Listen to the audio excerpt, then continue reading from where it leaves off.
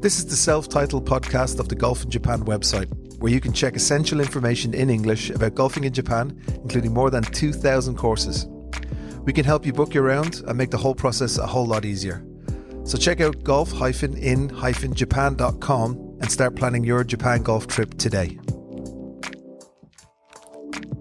Titleist Club Fitting, the fastest way to better. With a player-focused philosophy on fitting, Titleist offers a range of club fitting experiences from drivers to wedges. Your Titleist fitting specialist, thanks to an unmatched selection of products and technology, along with a wealth of fitting knowledge, will provide you with tour-quality fitting experience that can provide immediate benefits for your game. You can experience a fitting in English while in Japan.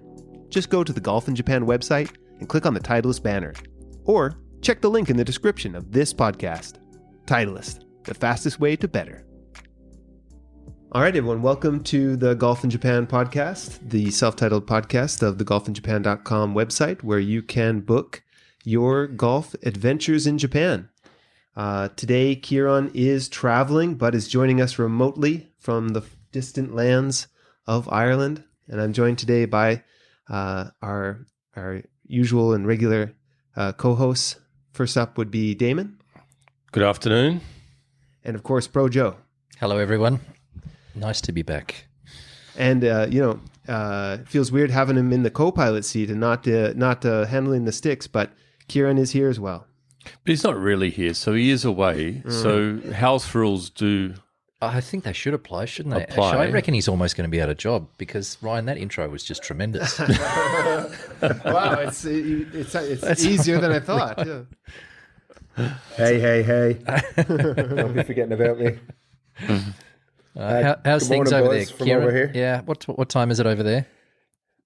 It's 7:30, 7:40 in the morning now. Okay. It's a cloudy Dublin, but a nice and cool Dublin. And what sort of it's temperatures just, are we talking? 16 degrees right now. Nice. In the morning. Better than the 30 odd we've got here It's at like the moment. 37 degrees today. Yeah. And hot. Stop. Yeah, the shoes melt to the pavement. Yeah, they do. It's brutal out there. Yeah, the weather here is nice. Although I did notice that the weather forecast doesn't work because it keeps saying it won't rain and there's no rain forecast, but it rains every day, which is random. Actually, I think that's one good thing about Japan, isn't it? Is the forecasts are always correct. Very accurate. They're aren't really they? accurate, which is They are, terrific aren't they? for golfers, because you really understand if it's going to rain or not. Even if it's a week out or a week and a half out, if I've got people taking people on the golf course, I can tell them if it's going to rain or not. So it's much easier to organise golf here. So Yeah, I believe in some power of prayer, though, too. You know, even if it says it's going to rain, if you will it, sometimes it won't. So I'd like to keep that. okay, That'll probably go down well here. I'm with you. Yeah. So The prefecture of the week is Dublin. Sorry, go ahead. No, the prefecture of the week is much closer to home and much hotter, I'm sure. It's going to be Gifu prefecture, which is landlocked, kind of in the center of Japan. Quite a unique position, or an important position historically as well, just because it is really sort of the dead center of Japan in a lot of ways. Have you guys all had a chance to travel there and have you visited or passed through?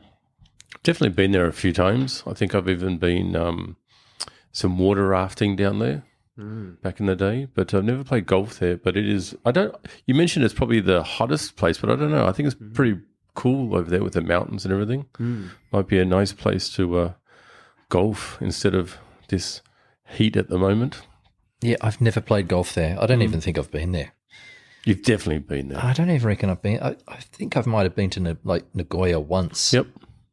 Yeah, so it borders really just Nagoya passing. or Yeah, Aichi. Yeah. Nagano, Toyama, Ishikawa, Fukui, Shika. Yeah. So I've spent a lot of time. I've passed through there a lot, going down a little bit further south. But no, I don't think I've ever spent a lot of time there. Although I think, is it Ben? Ben, the course architect, I think, is redoing a golf course somewhere in Nagoya. oh well. He's doing a renovation there on a really cool golf course that I think is hosting a ladies Japan Open in the next few years. So that'll be exciting to go down there. So maybe that'll be my first trip down there. But no, very little time. Yep.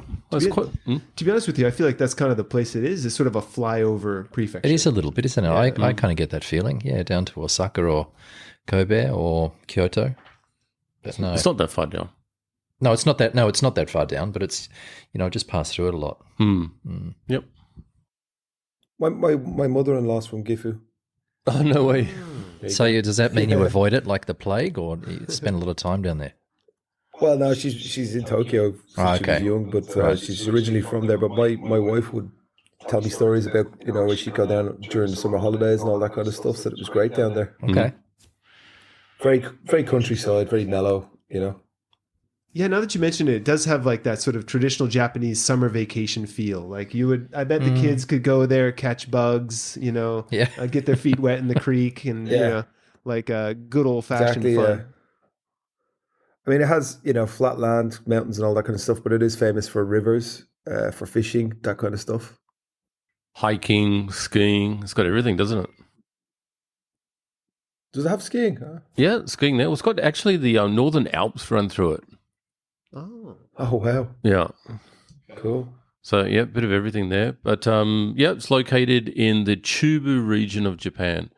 And for those that are kanji experts, Chubu is actually the first kanji for Chubu is Naka. Naka meaning middle. So it's the middle of Japan, essentially. But, so it's famous for a lot of things. It also has a World Heritage Site for the home of the Shirakawa Go. Ah, yeah. Yep. That's amazing. Yep. And they've also got those, and it's made with the thatched roofs. We were talking about this before, Ryan, the thatched roofs. How would you describe it? They're really, really thick, and it's using the basically the stalks of the rice after they've been harvested. And it's a very, very thick roof. If anyone's seen a picture, it immediately comes to mind, and you can visualize it. But really thick stalk roofs that are super thatched and super well insulated against the snow. That's weird. That's interesting that they use the rice. So in Ireland we have them as well. That's a kind of a traditional thing that you'd see on the cottages in the west of Ireland. But we use the reeds from the river. Oh, I thought we were going to say potatoes, but or peat. Oh, actually, I just checked online. They use the river reeds as well. Oh, sorry, Brian. Did I get it wrong? Well, I mean, what's rice but a river weed? There you go. I'm sensing a trend, though. I think like those sort of villages seem like they're quite common around Japan, though, too, right? The sort of old-fashioned village, like. So, I mean, you can enjoy it, enjoy those places up and down the country. Okay, golf courses. There's nearly 90 golf courses in Gifu. Ooh. So the 5 most popular or searched golf courses on the Golf in Japan website is the Springfield Golf Club, the Buavert Country Club, the Ampachi Country Club, Sekigahara Country Club, and the Toshin Golf Club. Okay. So that's the most searched, those golf courses are the most searched on your website. This is correct. Okay. And how many people do you send down there? Are you getting a lot of people? By the bus loads. I thought so. No, not many. Because it's 2 hours. I just had a look. It's 2 hours on the Shinkansen from pretty much the center of Tokyo. It's fairly remote, isn't it? A little bit, yeah. It's funny because it's between here and Kyoto and all those places, but it's also like so much in between here that it's probably inconvenient for all of them. So, Yeah. Like any fan of history would recognize Sekigahara. Like that's a really influential area. Like fans of Japanese history would know that was super influential battle when like in the 1600s, when basically the Tokugawa Ieyasu won a very decisive battle and established the Tokugawa shogunate. And that was established in Japan for 250 years. Oh, okay. So that's like when you think about traditional Japanese culture these days, like the samurai or the ninja and all that stuff, that is talking about the Edo period, which is what Tokugawa Ieyasu established. And it's kind of interesting. That was the end of the Sengoku period. So he's the one that really unified Japan and then basically closed it off. So he used firearms to actually win that battle. And then he essentially outlawed them after that so that only he had them. And then like they really pushed for the Bushido. So the code of the warrior, which was all about the sword. And so no firearms and all that stuff. So he basically used firearms to establish his reign and then shut it down. And that's kind of what set Japan on a path to be very insulated for, was that half a century or 250 years? And that's really when they got a strong sense of identity, because before that, there was a lot of influence from Korea and from China and stuff like that as well. But during this time is when they really got their own unique identity, which I think they still, arguably enjoy today. Because when you think about like what's cool about traditional Japanese culture, it's all kind of from, or a lot of it is from that Edo period. And what a wealth of knowledge. Yeah, That's just tremendous what you just said there. Oh, cool. And he wasn't even reading it. Yeah, exactly. Just straight out. Actually, so much more interesting than Kieran. I've got a fun story. Let me share a fun story later. But yeah. Go ahead, Ryan, that's really good. Go ahead, Kieran. I was just going to say, did you research that, or did that just come off the top of your head? I knew it because I did study, so I don't want to bore you, but I did study Japanese history in school and stuff. But I want to tell Did you? Yeah, I've got a fun story though with Sekigahara. That sticks out to me because one, that's any fan of history would for Japanese history would probably recognize that. But I used to have a friend back in the States who was half Japanese, and he showed me one time his family's ancestral blade. Oh, wow. So from the Sekigahara battle. Oh, wow. Wow. And it was actually the secondary blade because like the samurai at that time would carry multiple, or they would have multiple swords because the first one would break. So the first one broke. This is the second one. And he held it up to let me hold it. He's like, he got really angry at me because I was breathing on it. He's like, don't breathe on it. He's stupid white guy. But he like held it up to the light. He's like, here, look at the light. See that rainbow color? And I was like, yeah, that's really pretty. What is that? And he's like, that's blood. No. So he's Really? like, No way. No, that's true. It's a true story. But that's my fun story. So that's that's why maybe Sekigahara stands out to me. What do you guys think about antique swords and things like that? Would you ever go and buy like a real katana? Yeah, that sort of thing fascinates me a little bit, but I'm always a little bit concerned about whether it's real or not. Oh, you can definitely there's places that authenticate them and stuff like that. Yeah. I mentioned There's this a shop just next to our office, isn't it? There is, yeah. It's not far away. Next to this office? It's just up the road on the corner. It's quite famous. It's been there for donkey years. Okay. But It's called Japan have you Sword. have you got a katana? No, I don't. But I always wanted one. But my wife won't let me. Oh, really? No, she's really superstitious, and she believes if you're buying a real katana, the history that sword has usually, connects somehow to a death or something like that. And she's like, I don't want that in the house. They would put spells on it too. I mean, that's like a Western way of putting it. But I mean, they would bless those swords and enchant them with spirits and all that stuff. So I mean, if you have a penchant for that sort of thing, then I can see why that would be a sticking point. Did you know there's more katanas outside of Japan than there are in Japan? Is it really? Real ones, yeah. Mostly from the wars and stuff like that. And servicemen took them home as souvenirs. Oh, wow. Okay.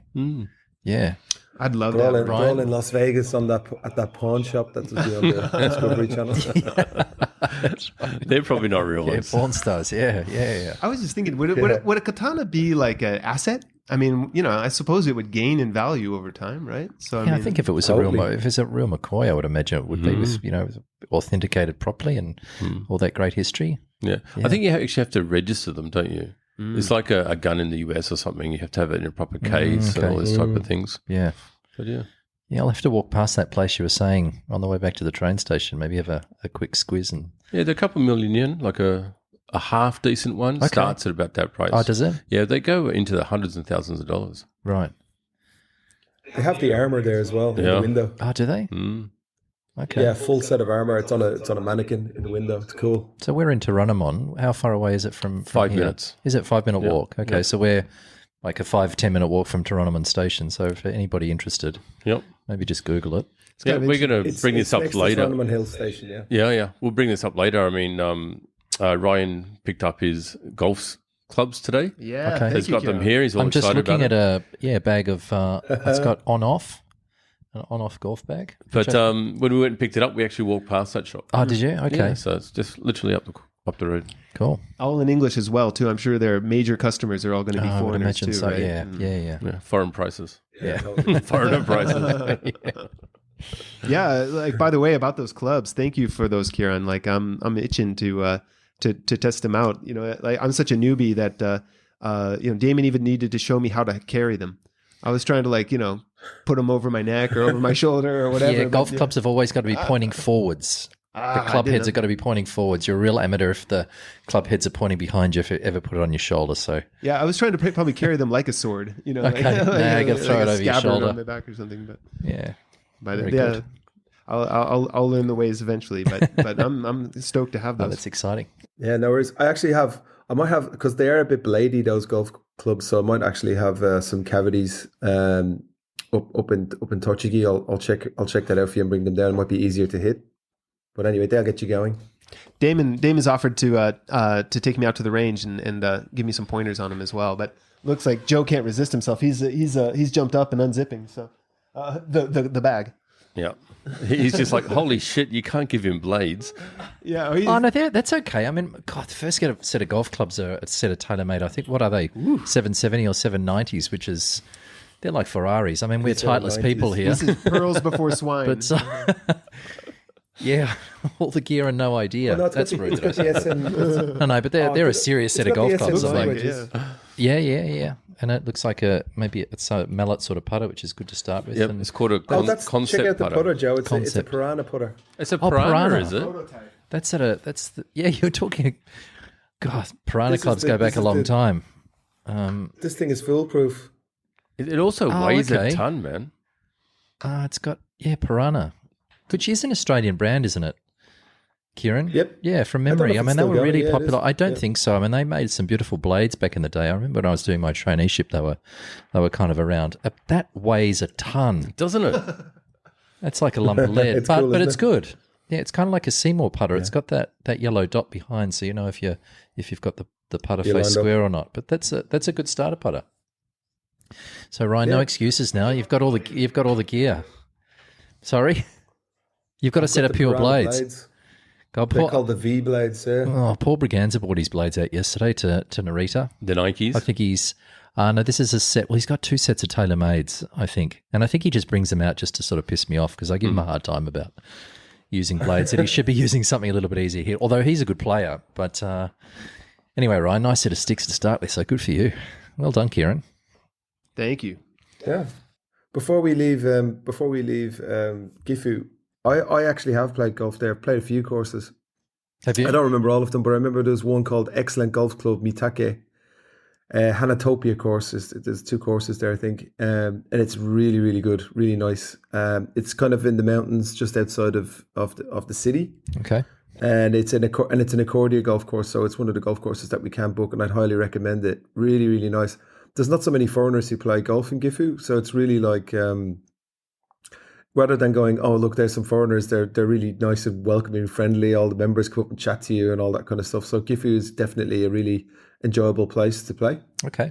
I think that makes sense. Like to enjoy that Japanese hospitality, we've probably all had the opportunity to enjoy it on occasion, but really is a fantastic experience when they're interested in you and they really go out of their way to teach you things, have you, help you with things, stuff like that. So, getting out of the regular patches and stretching your legs a little bit, it's probably a good idea to really enjoy the country.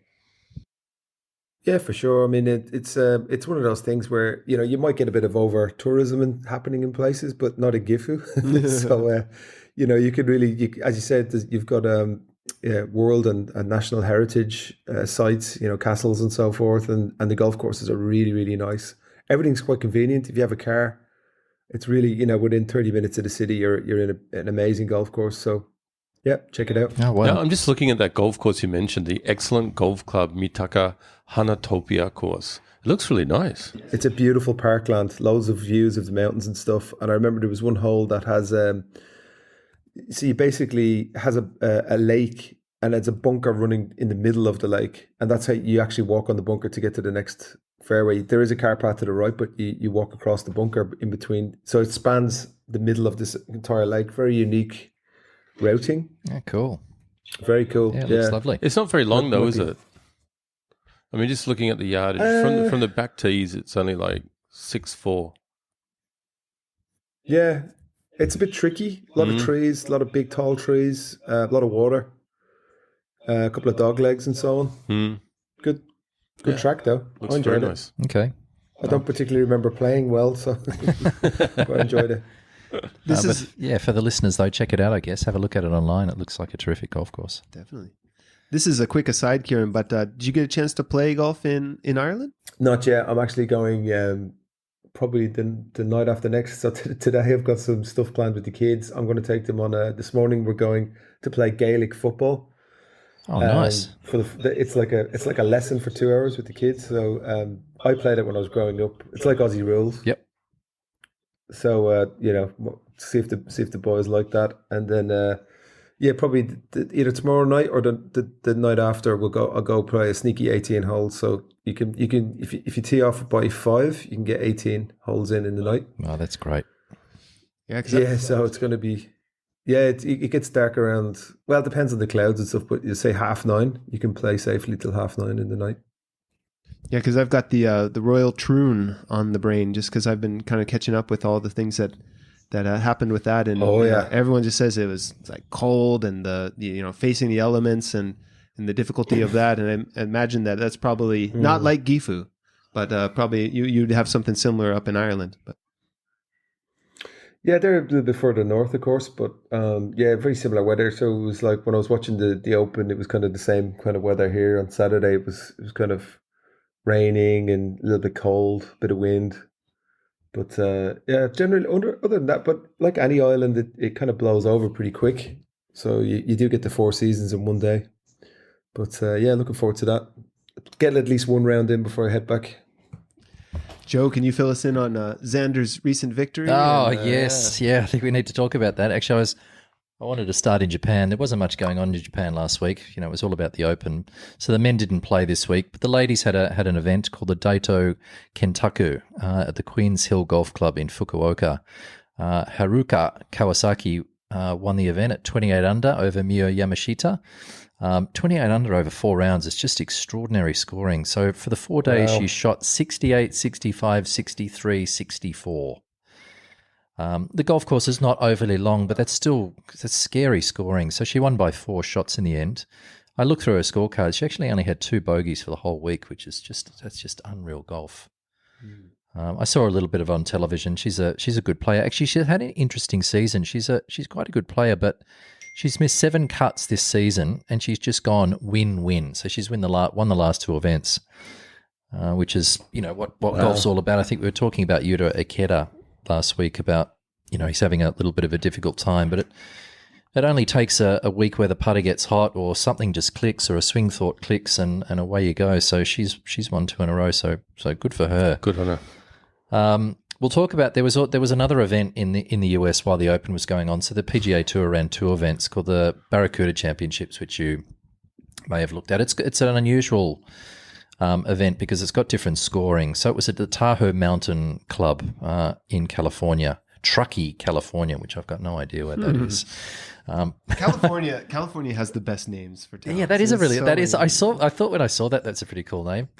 Anyway, so it's a scoring system. It's kind of like a Stableford system. So a double eagle gets 8 points, an eagle gets 5, birdie 2, par gets 0, bogeys -1, and a double bogey or more gets -3 points. So what it really does is it gets the guys really aggressive, trying to go for eagles. And Nick Dunlap won it at +49, which is really just amazing scoring. So I sort of followed it throughout the week and watched him in the last round. He won a tournament this year as an amateur. Earlier in the year, and then turned pro because obviously the money. He was still at university. He might only be about 20 now. So won the event as an amateur, turned professional because the money that was being thrown at him, and then he had a really rough trot for a while. Started missing a whole bunch of cuts, and just the last little while he's sort of getting it back. Anyway, he's got a win under his belt, which is really amazing. Really, really terrific player, nice kid, and now he's got the rest of this year, but he's also got a job for another 2 years, which is great to see. Because as I always say, the PGA Tour needs these up and coming stars because they're going to tend to lose them to live. The leaderboard was a little bit of a Sorry, to who? To LAV. The leaderboard was a bit. Probably you guys wouldn't know many of them. Whaley, Fishburne, Meissner, Taylor Pendrith is a guy that you might know. Patrick Rogers is a good player. Kazaya, Charlie Hoffman, and Justin Saar they all finished in the top 10. Good event, good finish by Nick. So it was really just all the guys that didn't get into the Open played in this event. So if you look down the leaderboard, there's some guys there that I haven't seen around for years and years got to start. But well done to the young man. Golf this week or last week was all about the Open at Troon. So we used to call it was of for a long time it was called the British Open, but they decided to call it the Open. So I think I still call it the British Open because that's what I grew up with. But they call it the Open now, which I think is kind of cool because it differentiates itself from the US Open. The Open, won by Xander Schauffele at 9 under, finished 2 ahead from Justin Rose and Billy Horschel. Interesting leaderboard. There was a lot of good players that didn't make the cut. It was a bit of a strange event. I think after the second day there was a whole bunch of no-names.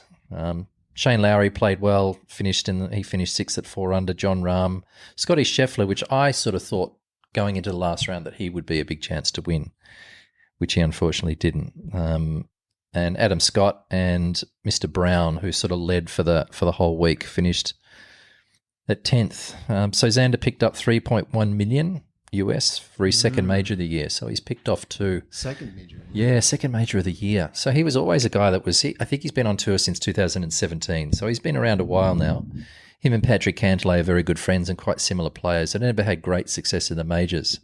And it was sort of thought that Xander was a great player, great Ryder Cup player, wins the occasional event, but he's never going to win a major. Although his performance in majors is really good. Has lots of top 10 finishes. And then all of a sudden he won the one at the PGA at Valhalla, and now he's picked up this one as well, which is great.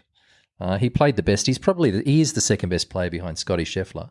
So I think Scotty's won 1 major and 6 wins this year, and I think Xander has won 2 majors. Of course, I can't remember how many other wins he's had, but it'll be interesting to see at the end of the year who the player of the year is. Mm-hmm. I would probably almost say 2 majors is probably a better resume than maybe what Scotty's got so far this year, but he hasn't been arrested either. So that's true. He doesn't quite have the same street cred.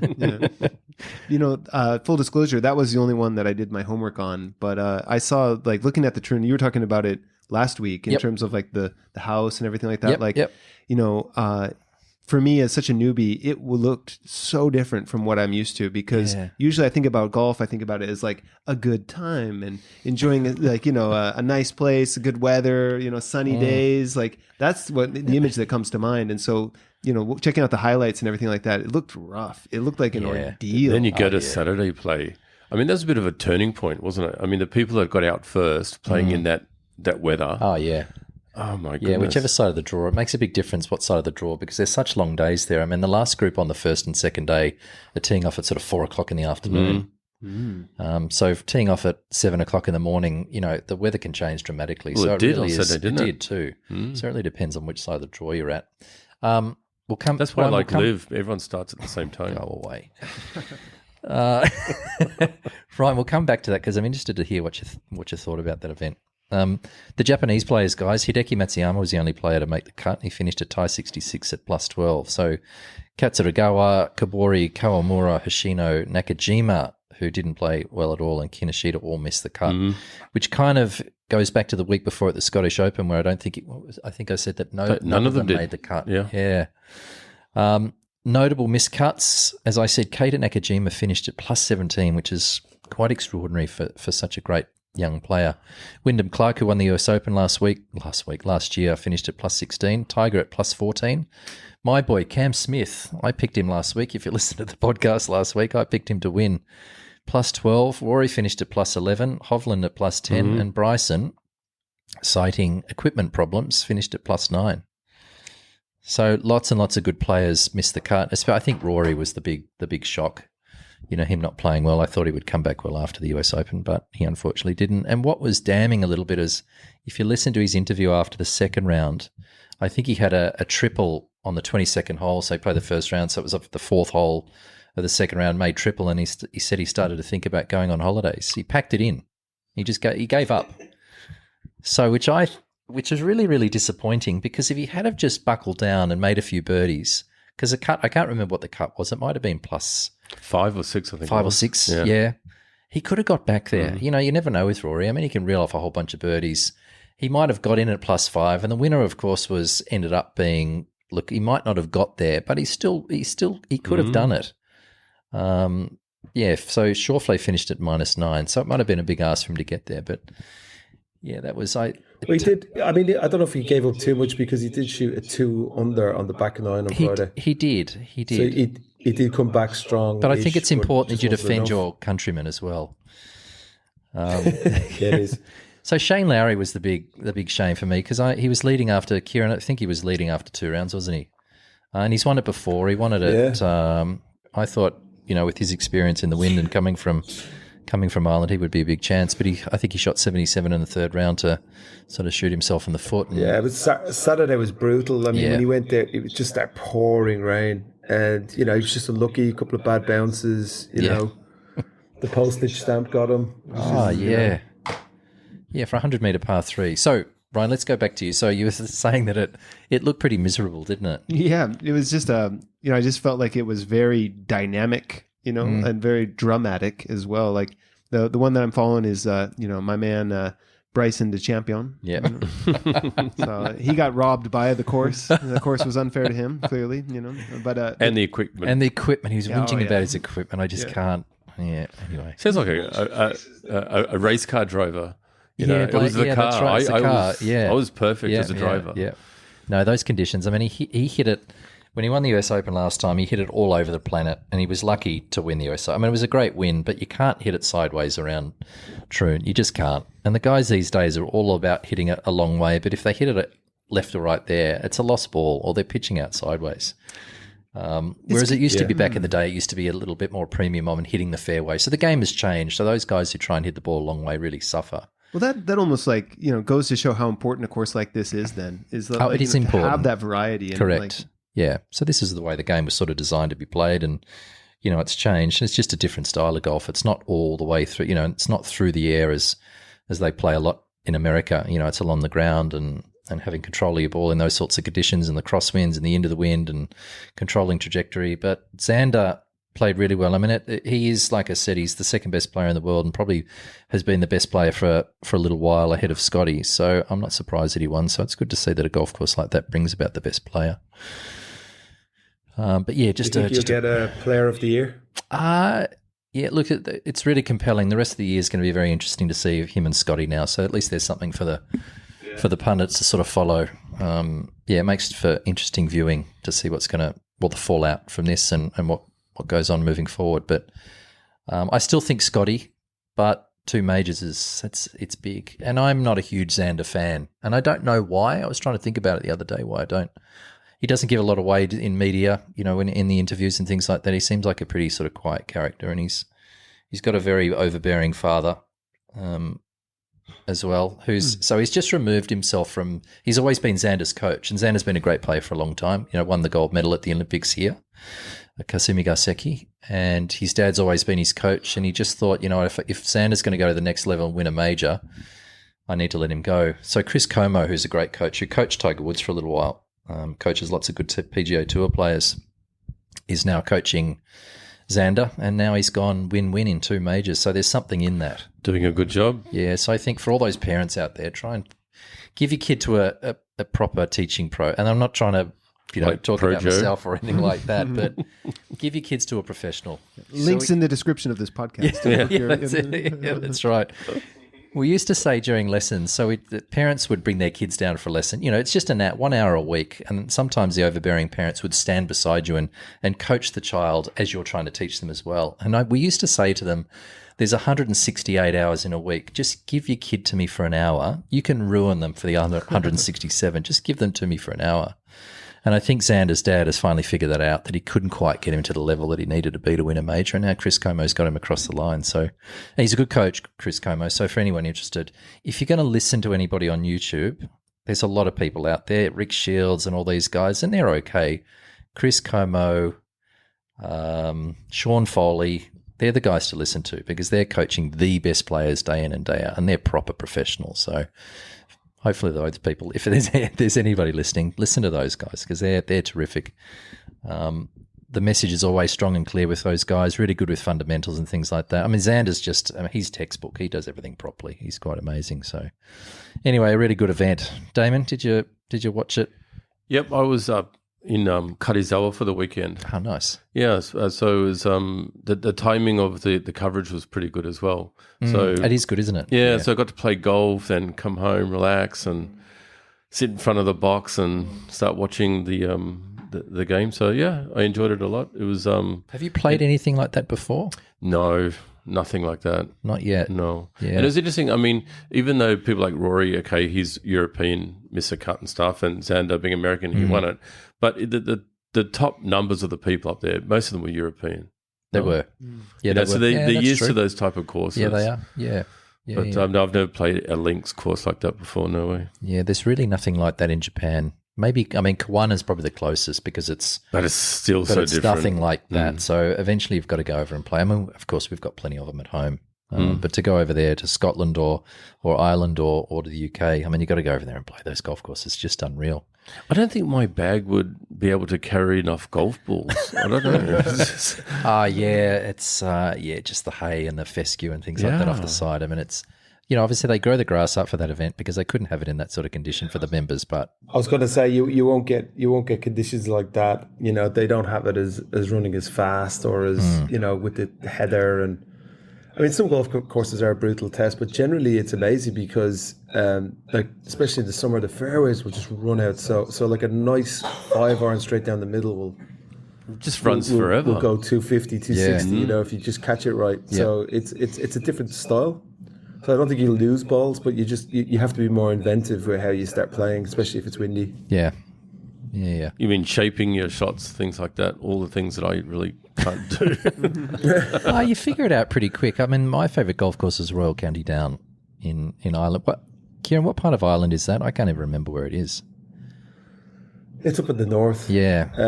It's not too far from Belfast if you think of it that way. You just go straight up north from there, and it's on the course. So it's Down is one of the counties here. Yeah, and that's just a great golf course. It's so windy, and there's so many blind shots. There's probably maybe 5 or 6 tee shots where you're just looking at a hill, and it's got a little pole on the top, a striped pole or a white pole on the top, and that's where you aim, and you sort of hit it in that direction and just hope you find it. But there's lots of fescue around there, and that I don't know what sort of we call it tea tree back in Australia. It's just it's a really short, because the trees don't grow very high on links golf courses because of the wind, but the ball gets in there. I mean, you could easily lose a couple of dozen golf balls. Yeah. If your game's So a little you bit need a off. caddy, right? You do. need- So you yeah. have to have a caddy.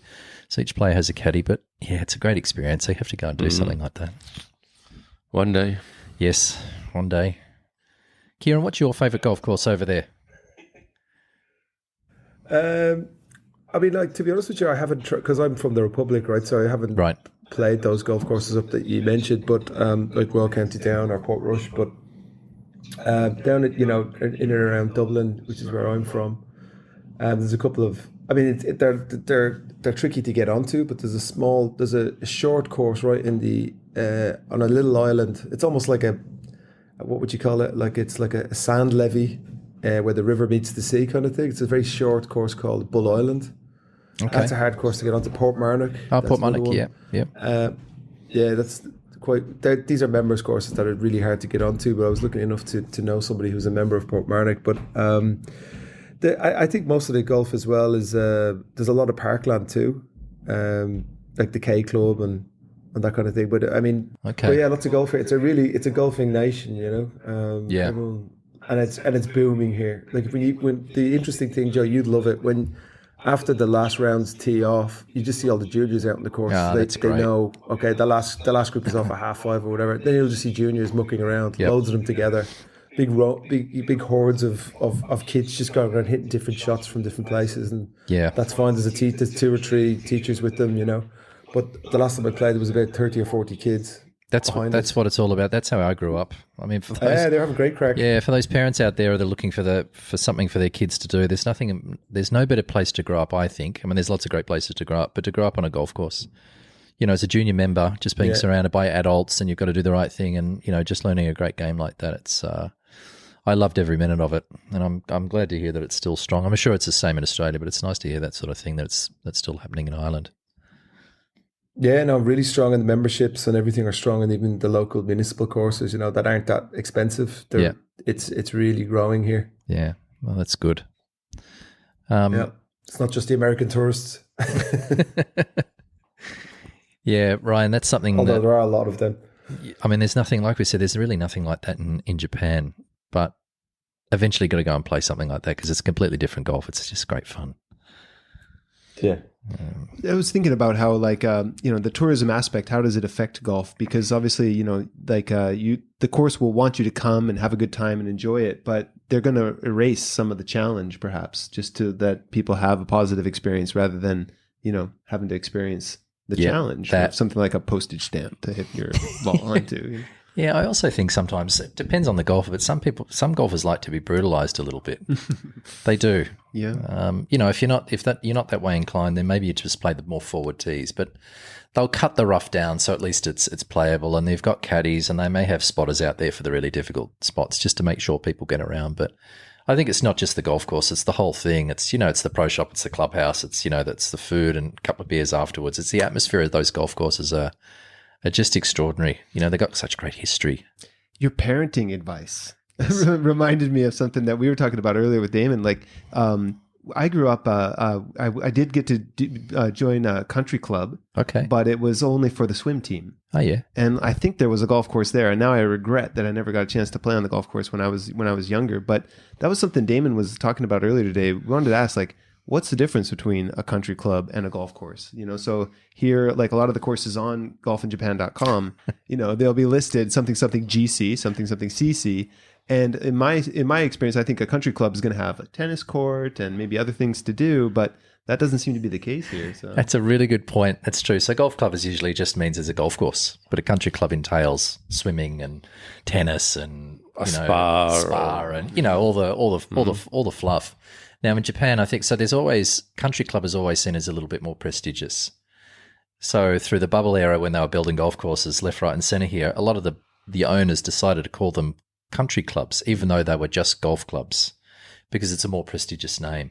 So is that Japan unique then? Yeah, very. If it's a country club, it means you've got all those extra stuff. But right. Japan, it's just a golf course, but they still call it a country club. Although there might be the occasional one that might have a tennis court or something. They've got like a foosball table. Yeah, yeah, but they're not country clubs. But it's that prestigious name that it associates with. I would say 80% of all the courses in Japan are CC. Yeah, that's right. But how many of them have got a tennis court or a 90% don't. No, right? Yeah. So it's just that. So yeah, don't be not fooled, but yeah, it's quite funny. But golf in Japan is a little bit different. These great big ostentatious clubhouses that just go forever. The bubble. Yeah, the bubble. Clubhouses. I mean, when you come over here, even all of our golf courses have just got these enormous clubhouses. I mean, to air condition it and to staff it and to run it and things like that must cost a lot. A lot of them haven't seen much renovation since they got built either. No, they haven't. No. I mean, and the Australians, we go the other way. I mean, if you go down to Barnbougle, which is down in Tasmania, which is our two best golf courses. That looks amazing, that course. I love that course. Like the pro shop and the the clubhouse and the restaurant is only a little bit bigger than this room. I mean, I'm joking there, but we go the other way. We try and make them small and intimate, and you don't need all that extra stuff. So, but yeah, it's a good question. So they're just golf courses with a fancy name. Branding. Yeah, it is. It's branding. Yeah. I mean, it's much nicer, I think, to say to your friends, I'm a member of such and such a country club. Country club, yeah. Than golf club. Yeah. You probably prefer a country club because you have the jacket and everything. I grew up at a golf club. Yeah, not country club. I mean, central Melbourne it's all golf clubs. Very few. You got to go a little bit further away. But no, I'm a golf club boy. Yeah. I grew up at public golf courses as a kid, and then I became a member of a really nice golf course in Melbourne. But it's golf club. We were golf only, but that's all I wanted to do. So jacket first and the course, or actually, I came in at a time when I became a member of 14. We didn't. I think special occasions we used to still have to wear a jacket into the clubhouse. But my dad growing up there, I mean, when I grew up there, we still had to wear long socks. But Dad used to tell me stories about after golf, it was compulsory. You have to have a shower, and you have to put on pants, a jacket, a shirt, and a tie to go upstairs and have a drink with your playing partners. But that's all changed, and I think there's a little bit of that still resides in Japan. You obviously see it. The older members still wear jackets to the golf course and when they leave, which I think is kind of nice. Because in Australia, look, I'm all about inclusion, trying to get people to play golf. But I see I don't mind that sort of thing. It just keeps dress standards to a certain level, because you go to nice golf courses in Australia and people they come up after golf. It's the middle of summer and they look like the human shower. I mean, their shirts out, they're covered in sweat and wearing golf shoes into the clubhouse. So dress standards have dropped, but that's just trying to get people on the golf courses, which I understand. But I still think there's a time and a place to put a jacket on occasionally. Yeah. A lot of golf courses still in Japan require the jacket, but during the summer, they waive it. Yeah, so for customers, for people coming over, I'm sure you're asked often, do I have to wear a jacket to the golf course? And your response is? Smart casual. Yeah. Just know, I say the same thing. You don't have to wear a jacket to and from. If you want to wear it, if it makes sense in the middle of winter and you like wearing jackets, put one on, but it's not necessary. Yep. If you look at our members, yes, they'll turn up in a jacket and they'll leave in a jacket, but it's not a requirement. I still think there's a couple of places here. Hodogaya. Do you know Hodogaya? Yeah, I think you still have to or you're supposed to wear a jacket in, and I think maybe to lunch as well. Kieran, have you played there? Have you played at Hodogaya? Yeah, I have. Yeah. Do you remember wearing a jacket? Yeah, you have to wear a jacket there. Yeah, you do. Yeah. So there's still a little bit of that, but I just say to people, no denim, just turn up and leave like you're a golfer. No open-toed shoes or anything like that for the guys. They're the two basics. No sandals, no T-shirts. Yeah, that's right. Yeah, exactly. Otherwise, you're good to go. I think some people sort of think that that playing golf in Japan is that much different from the rest of the world. It's not really. I mean, there's a couple of things. Obviously, stopping after 9 holes for an hour is the biggest thing. But otherwise, it's pretty much like golf everywhere else in the world. It's still a little bit formal, which I quite like. But yeah, not that much different. So just dress accordingly. One thing about Japan is you can never be overdressed. Yeah, that's true. Which is actually kind of nice. Yeah, it is nice. Sometimes, being civilized is part of the fun. Yeah. I quite like that part too. So, plus Japan is perfect for like a golf vacation because it does have such a good spa culture with like the onsen. Yeah. The public bathing, which is fantastic, right? Like, it sounds like it's quite common, but I mean, you go out there, you're playing in this heat, you come back and you just get to soak. Yeah, for a bit. That's honestly probably one of the best parts of Japan for me is that bathing onsen culture. Actually, it's interesting. I can't think of anything better playing in 35-degree heat than after getting into a 50-degree onsen. It's like that. I was just telling the guys I played at Narita yesterday with 3 fellas, and 2 of them after 9 holes. I mean, it was brutally hot. 2 of them after 9 holes before 36 they had lunch. yesterday, no? Yeah, 36. Jeez. Both of them, before they went in, they came into the restaurant, they ordered their lunch, and they both snuck down and had a shower. Yeah. Came up, they had an extra pair of clothes, popped the new clothes on, brand new, and then played the back 9. So it's not a bad idea. Well, last weekend I went out to Mount Takao, which is quite close to Tokyo, probably the most hiked mountain in the world just because of it's so close to Tokyo. But on the way, there is a Buddhist temple that has the a waterfall pouring down. And like you would see maybe in a movie where you sit under the waterfall and meditate as it's pouring, the cold water's pouring on you. I went and did that with my family's school or my kids' school. And, so I got real cooled off that way too. So I guess maybe there's options. But, yeah, that's nice. That was funny, but it was different than expected though, because basically you're like shouting the whole time too. They were, having you shout these Buddhist chants at you and stuff like that. But plenty of activities to enjoy in Japan. Even ways to cool off. Yeah, and the culture it's really nice. Coming from Australia, we don't have a great history or a long history. So experiencing, I thought you were going to say we don't have any culture. Well, you might say that as well. But the culture here is quite special. So good. Up and coming golf. What do we got weekends on? Yeah, look, I got 36 holes on Saturday 18 on Saturday, 18 on Sunday, just taking some people around Yachio. So I got it, and it's going to be hot both days. So 2 groups of beginners. So looking forward to that. Damon? Yeah, I'm a little bit undecided whether I'll go out or not, to be honest. It's so hot. Yeah. And there's no wind. That's the other thing. Is Narita, there was not a breath of wind yesterday. I mean, I don't mind it, but you've got to be conditioned to it. It can be hard work. If you're walking, it's as we've said before, it's about 10 clicks. So stay in the buggy, keep hydrated. Yeah. Ryan? I'm hoping to hit the practice range and see why I need all this number of clubs. It's a lot of golf clubs, isn't it? Yeah, there's a lot of it in there. Yeah. What do these all do? What does this number stand for? And all that? I gotta find out. Yeah, nice. How about you, Kieran? I guess you've got plans for golf as we discussed, right? You're Looking forward to getting out and Yeah, getting some golf clubs out of the back of your friend's van again? Or it's a lot. Mate, it's easier here because you can just that's it. I'll find those crappy ping one eyes or whatever. It's a lot easier here because you could just drive 10 minutes and you're on a golf course, and you could play through game. So you should be able to do a round of golf in 3.5 hours or so. Twilight golf, it's awesome. So that's what I'll be doing. Kieran, I've got to ask you. Hopefully, it doesn't rain on me. Kieran, have to ask you. I get asked quite a lot by other customers if they can just rock up to a golf course and see if there's available tee times. Can you do that in Ireland? You can. And they might say, well, yeah, we can put you out in an hour and a half or something like that. So you might have to just, wait, or they'll put you out with somebody. So there might be a couple of members playing, or one member on his own, and they'll stick you in with him, which is great because it's a social aspect of it. You're carrying your clubs here. There's no buggies, so you just kind of, you're walking the track with some guys who really know it, and it's good fun. So I like that. What's a boogie? A boogie and a bunker. A golf cart. Oh, a buggy. A buggy. And a bunker. And a boogie. Sorry, mate, a buggy. A buggy. It's not a buggy, it's a car. I've recharged my Dublin accent. We said the same. Bus and buggy. Can you speak the local language? What do you call Gaelic? Oh man, I learned it in school the same as other people, but I speak a little bit, enough to impress you, Joe. But that's easy. Yeah, I mean, yeah.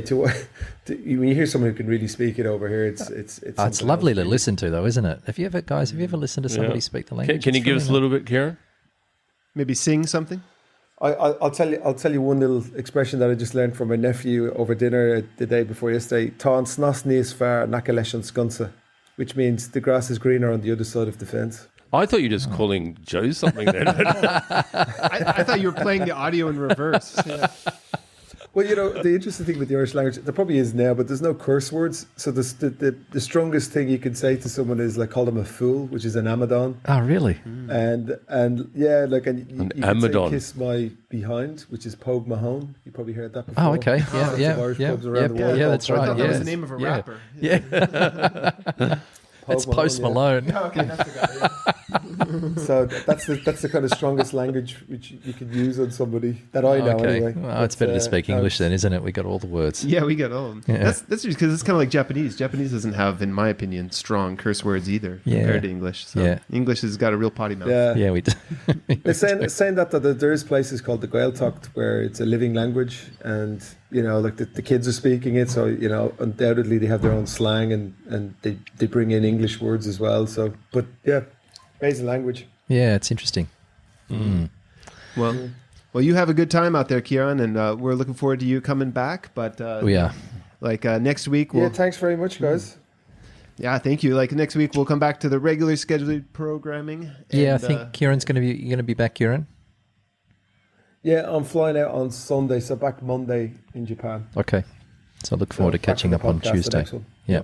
And this weekend, is any tournaments on? Oh, look, I think it's... Yeah, look, there is. I mean, it never stops. Is there live? Is that why you're asking with that look on your face? Yes. Yeah, sorry, David's got a... He's got a... look at his, he's got a... Yeah, that's right. Yeah. So talk to him about what's coming up. It's England. Oh, is that... Oh, it's back at... I can't remember the course, Centurion. Centurion is actually one of it's Tahir Club's reciprocal in London. It's about 40 minutes outside of London. It's a new golf course, and we did a tie-up with him a few years ago. And that was the inaugural event. That was the first event on Live they had. So that's two and a half years ago. It's the JCB Golf and Country. Oh, it's changed, has it? Yeah. Okay, so it's not at Centurion. Mm. So okay, interesting. I don't even know the name of that golf course, but I think it's going to go off. Like if you remember Adelaide. Yeah. When Liv's down there, I think it's going to be pretty big in the UK as well. Yeah. Oh, that's good. You're going to watch the Olympics. So the golf is starting on July 26th in 3 days' time or 4 days, 2 days' time, and then finishing on August 11th. Is it really? So is it starting that early? Yeah. Okay. Oh well. I didn't realise. So is that, Damon? We've got Jason Day and Minwoo Lee, I think. Yeah. So neither of them on the Live tour anyway. So. No. Well, hopefully Rory gets back from holidays. What did he say? That's right. Yeah, with some Going interest. on holidays, like Exactly. Yeah. hopefully to Paris. Yeah. Hey, we've got to go back to the troon for just 1 second. Justin Rose. We haven't mentioned him Yeah, as well. yeah. Oh yeah, He played so well. He did. I mean, what he tied yeah. And he second? was a qualifier as well. He didn't. That's right. He only just qualified, right? Yeah, what an amazing thing for he won the US Open in 2010 and he's been a great player and he's one of the only guys from that sort of era that didn't go to live.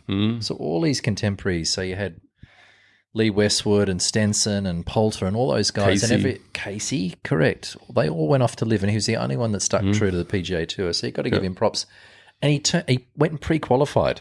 Yeah. Which is just amazing and got through and then almost I was watching some of his pre-qualifying. He came second. So he tied second with Billy Horschel at 7 under. Yeah. So it was probably, he's probably thinking it might be his last chance. Friday, the way he played on Friday was just, the weather was brutal. And I think he somehow got a 2 under when the average that day was something like 3 or 4 over. Yeah. Yeah. Incredible. Yeah. He had a really rough start. He came 4th in a British Open as a 17-year-old. He was 17 or 18. And he played for the UK and had this great finish. I can't remember. It might have been Tiger won it that year. He pitched on the last hole for a birdie. There's great stuff on YouTube you can see when he was a kid. And then he turned pro straight away. His dad was very strong and said, you're going to turn pro. And then he missed the next 21 cuts in a row. And then he got a hot... So they used to call him Just Invite. Justin Invite. Like... Because he got all these invites because he didn't have any status anywhere, but they gave him all these starts and he missed all the cuts and they thought that would kill him. And he just came back stronger and he became a great Ryder Cup player and, won the US Open and tied second here. He's had some great finishes, but it was good to see. He's a good player. He was great in the Ryder Cup in Rome. Yeah, he was. For those of you that don't know Pro Joe's handsome face, he kind of looks like Justin Rose. I had a student one year. He won the Hong Kong Open one year. Don't you think, Kieran? Yeah, I get a few people say that to me. Yeah. So one of my students, so he was on the face of, it was like Golf Asia or something like that, won the Hong Kong Open. And she messaged me and she said, congratulations on winning the Hong Kong Open. I said, thank you very much. Yeah, he's, actually we do. He's got a lot more hair than me, but yeah, he is a little bit. And he's about 6'3" too. He's a big I'm boy, only isn't he? 6'2", so yeah. Good luck. Yes. Yeah, I suppose, there is a little bit of there is something similar there. Yeah, that's right. Wish I had his bank account. And his hairline. Absolutely. I wish I had his swing. And his swing. Yeah, I'm a little bit jealous. No, he's a good guy. He's a good guy for golf. He's a great ambassador. So, No. Yeah, it's good shout out see to him. Justin. Yeah, Justin Rose. And Justin, if you're listening, we'd like to have you on the podcast. Yeah. Come on down. Someday.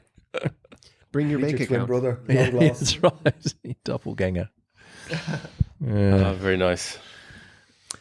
All right, well, All right, that guys, might- I got to go play some Gaelic football, so I'll talk to you later. Go. Yeah, now we can tell. Last chance. Now we can Last talk chance badly to, about him. to give him I had all give him that. I hard had a whole time. bunch of ammo. Here we go. It's this is your opportunity. So When was the first time you met Kieran? It'd have to be in a bar. Yeah, actually, I met him. I've been here 10 years, and I met him just mutual friends, and he's in golf, and I'm in golf, and we went out for a drink at actually not far from here, Shimbashi, and there's the American burger joint down there. I can't remember it's not far. If it's not Shimbashi Station, it's at another station quite near there. And I got so drunk, just ridiculous. He drank me under the table, and he was brand new. He had to put me in a taxi and send me home. I think I heard about this story. I was a wreck. it's hard to imagine, Joe. Who is this guy? You're always so I composed. I can't. Yeah, I couldn't keep up with him. I'm not a great drinker anyway, but yeah, he completely destroyed me that night. But he's a good guy. Actually, if you listen to him sing, Yes. he's very good. Yeah. I'm gonna Well, give he him used to sing as a career. yeah, he's a professional. And someone said, Still look, check. does. and So he's got I some- actually met but didn't meet him years ago when he used to sing at the Hyatt. Oh yeah. Yeah, so he used to sing up there, and I'd be there as a customer. And so years later, when I met him, he was like, "Oh yeah, I used to sing there," and rah rah. And I'm like, "No way! I saw you singing okay. there years Yeah. ago." Oh Yeah, wow. yeah. Cool. But yeah, Yeah, I think he said to me, I might have made this story up. He might have said to me that I sound like Sting. He said, I said, what sort of music do you sing? He said, I sound like Sting. And I went, oh, okay. But then I jumped on YouTube and I listened to some of the stuff that he sings. He's really good. Yeah.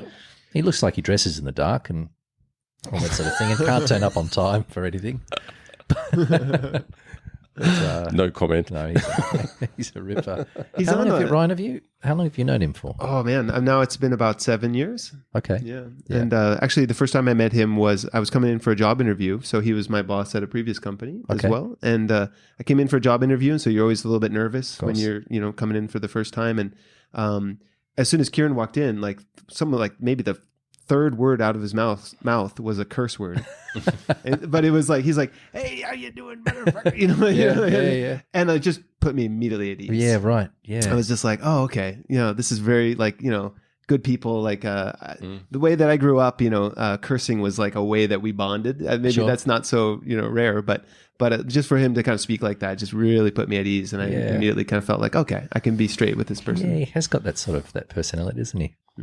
Actually, we shouldn't let him listen to this because he's going to get a big head. No, we're meant to be doing the opposite, aren't we?